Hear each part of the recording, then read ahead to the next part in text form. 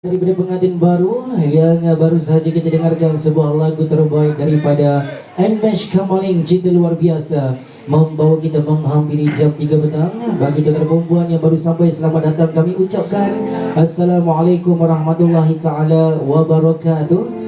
Yang kekal bersama di ruangan majlis, jutaan terima kasih. Dan tak lupa juga bagi tuan-tuan dan perempuan yang bakal beransur pulang, berhati-hati di jalan raya, pandu cermat jiwa selamat, jaga diri anda baik-baik saudara.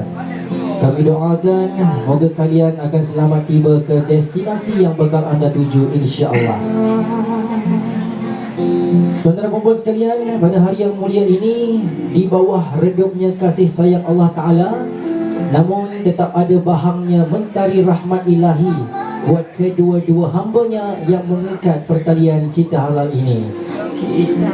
Apabila mereka sah sahaja bergelar pasangan suami dan isteri, yang dimana telah pun berlangsungnya pernikahan mereka berdua pada pagi tadi, maka bermulalah mukadimah tentang nakhoda yang akan menempuh tenang dan badainya lautan di atas sebuah bahtera yang bernama rumah tangga.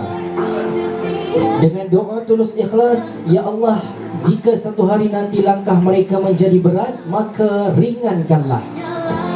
Jika hati mereka terluka, maka sembuhkanlah. Jika mereka diuji, maka kuatkanlah kesabaran.